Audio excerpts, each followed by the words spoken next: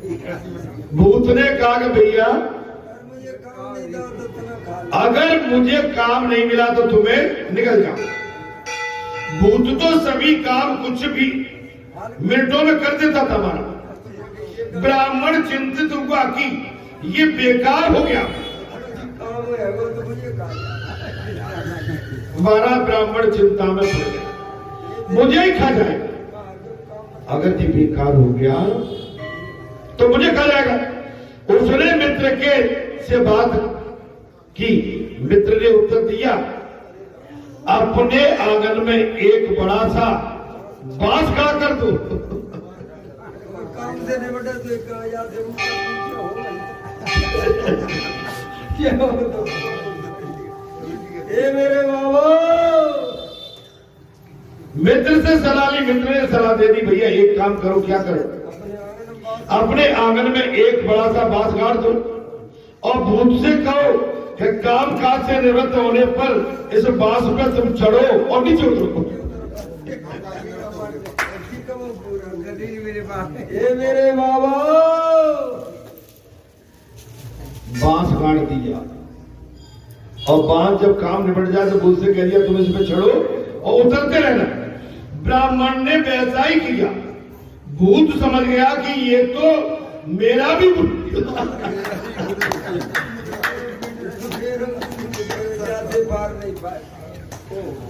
ब्राह्मण समझ गया। क्या हो गया महाराज? भूत समझ गया बोले ये तो मेरा भी। वो शांत हो गया। वो शांत हो गया। मन भी उसी भूत जैसा है। मन की गति, मन भी हमारा उसी तरह। देखो अभी आप सब हंसे सब हंसे के नहीं तो जो मन को अगर मन की बात मिल जाए और मन को कहीं चोट पड़े कहीं मंत्र की तो अचेत नहीं चेतन हो।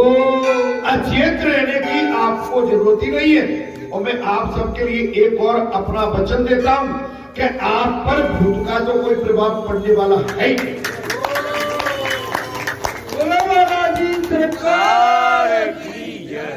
क्योंकि आपका भविष्य बाबा के हाथ में। भूत पिशाच निकट नहीं आवे और महावीर जब। अब तो बात समझ में आ गई। इसलिए मैं आप सबसे अनुरोध है, आप भूत के चक्कर में भूत आएगा ही नहीं तुम्हारे पास। अपने मन को बस। मेरा सभी से अनुरोध है, जीने का तरीका आपका बढ़िया। आप सही जगह पे जुड़े हैं, सही कर रहे हैं और सही आपका सब कुछ चल रहा है। बस ये सही हमारे पास बना रहे। मैं एक ही चीज करता हूँ। मैंने अभी आज प्रातः काल कही कि इतना टाइम मेरी उम्र का निकल गया। क्या निकल गया? और यही सोच रहा हूँ कि बचा हुआ उम्र मैं क्या सोचता हूँ आपको बताऊं। बची हुई उम्र, बची हुई सांसें ऐसे अभी तक निकली है परमात्मा धीरे से। किसी को नहीं पता, इससे डर लगता है। एक चीज और बता दूं ना, जब फसल पक जाती है तो बहुत डर मैं अपने आप को अंदर की वेदना बताता। अंदर पकी हुई फसल में जब ओले पड़ने का डर,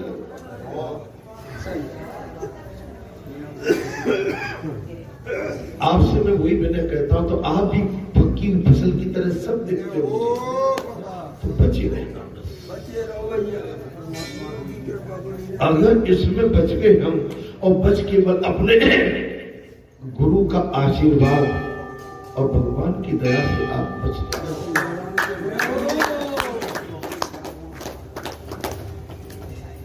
इसलिए मुझे लगता है अन्यास कहीं एकांत में जाके अलग कहीं, क्योंकि भीड़ से मुझे अब डर लगने लगा। आपको अंदर की बात बता रहा हूं, अब मुझे भीड़ से डर लगता है। भीड़ में मेरा जाना आना बहुत अच्छा मेरे लिए ठीक सूट नहीं होता। जब मैं अपने मन का भाव दे रहा हूँ आपको, बाकी वही है जो राम रच करता है। जब आदमी अपनी पूरी एक जो उसका प्लान होता है और जो उसका पड़ाव होता है, जब पड़ाव को हासिल कर लेता है तो वो एकदम सहम जाता है। अब मेरी आगे की और कोई न तो क्षमता है आगे जाने की, न मेरी कोई चाहत बची है। चाहत तो पूरी परमात्मा ने करी जो भी होगी, आपकी भी, सबकी, लेकिन बस हमारा अंतिम पड़ाव, हे परमात्मा अंतिम पड़ाव हमारा ये मिले आपसे। भक्ति का मार्ग बहुत नाजुक है।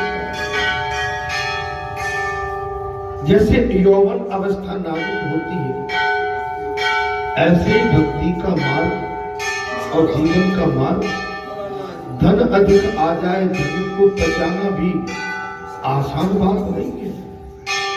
अगर आप के खेत में अच्छी फसल फलने फूलने लगे तो महाराज नजर लगने में भी देर नहीं लगेगी।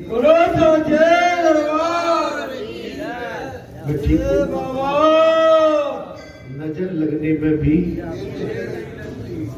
ऐसा तो हे महात्माओं, मैं आपसे वही अनुरोध करता हूं, मेरा आपसे वही अनुरोध है। महाराज गोपियां सारे दिन घर का काम काज करती थी और रात को इकट्ठी होकर भगवान श्री कृष्ण का चिंतन करती थी, कीर्तन करती थी। ध्यान अकेले किया जाए किंतु कीर्तन तो सारे घर के लोग मिलकर करते।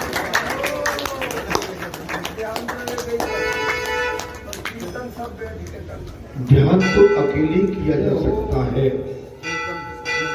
लेकिन कीर्तन तो सबके साथ मिलकर किया जाता है। लोग घर को तो स्वच्छ रखते हैं किंतु मन को स्वच्छ नहीं रख पाते।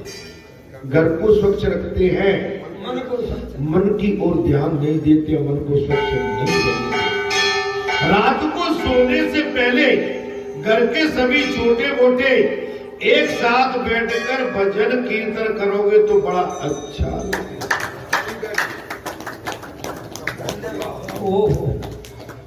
रात्रि में सभी छोटे बड़े बैठकर अगर भगवान का कीर्तन करोगे तो अच्छा होगा, घर पवित्र हो जाएगा।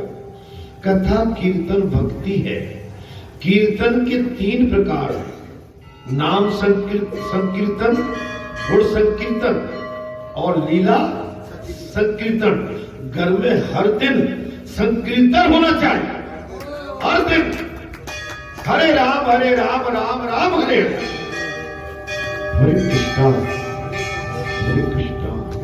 कृष्णा कृष्णा हरे हरे, सीताराम राधे श्याम सीताराम, श्री कृष्ण गोविंद हरे मुरारी। कीर्तन होता है पूरे घर में, ऊपर से नीचे 2, 3, 4 बार, हर कमरे में, हर गली में आपका कीर्तन। और जिस घर में घंटी बजती हो और जिस घर के अंदर शंख बजता तो उसी घर की तो बाकी। पहले तो शंख बजाना सीखो, शंख बजा। अरे सखी मेरा काना, अरे सखी मेरा कन्हैया भी कई तरह से बांसुरी बजाता है। भगवान सुखदेव ने कहा, राजन भगवान की कथा बहुत ही आनंददायक है। एक सखी बोल पड़ी, अरे सखी मेरा काना तो कई तरह की बांसुरी बजाता है। जब वो दाहिने गाल की ओर रखकर बांसुरी बजाता है तब गोपियां तन्मय हो जाती। दाहिने होठ की बांसुरी रख के बजाता है, सारी गोपियां तन्मय हो जाती। आकाश की ओर दृष्टि करके बजाता है, तब पाताल की नाग कन्याएं बोल उठती है।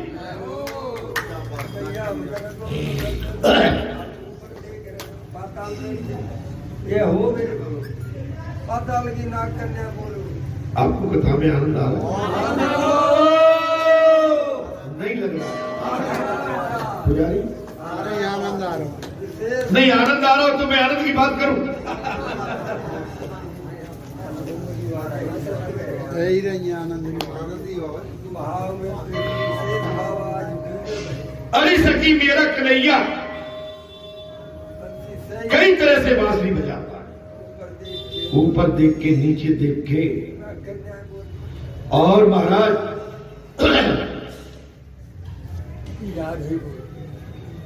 तब गोपियां तन में हो जाती और पाताल की नाग कन्याएं भी डोल उठती।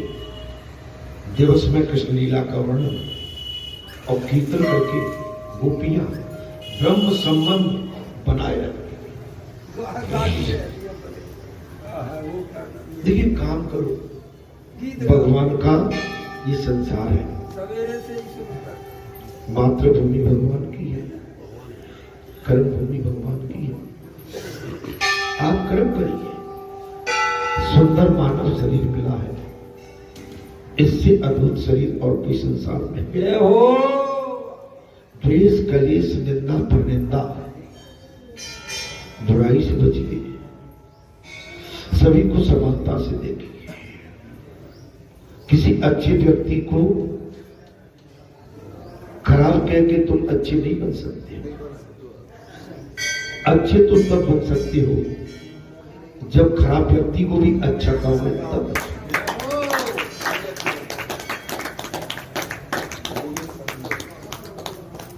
आप किसी के व्यक्तित्व को छोटा नहीं कर सकते। आप उससे कितनी भी ईर्ष्या करते रहिए, जब तक भगवान की उस पर दया है और वो उसकी पात्रता रखता है, तुम कितने भी लाठी चलाओ, कितनी भी पानी चलाओ, कितना भी घोर उसका विरोध करो, उसका कभी भी अनिष्ट नहीं। अनिष्ट कब होगा? जब वो स्वयं अनिष्ट करेगा तब, स्वयं गलत काम करेगा तब, पतन की ओर जाएगा तब। आप फिर उसकी रक्षा भी नहीं कर सकते। ये हो मेरे बाबा। इसलिए मेरा आपसे सभी से कथा के माध्यम से यही अनुरोध है, विनती है, कभी किसी को छोटा मत। मैंने कई बार कहा है, छोटा मत मानो किसी को। और जिस शब्द हमने आज नहीं तो इसमें कथा में भी निकल रहा, किसी को छोटा। ढोलक बजाने वाला ये बेचारा कहां से दौड़ के आता है, इसकी सेवा मैंने देखी है। अचले सुर पर झाड़ू लगाता है, दया भाव रखता है, दीनता है। अगर मैं देखूंगा इसको तो मैं गाड़ी से निकल जाऊंगा, तो जहां मैं सब्जी देता हूँ वहां पहुंच जाएगा पीछे। जब तो राम राम नहीं सच्चे दरबार। और महाराज अब कहोगे बाबा तुम सब्जी किसके लिए लेते हो? तो सब्जी तो भैया मैं किसके लिए लेता हूँ? हमने बता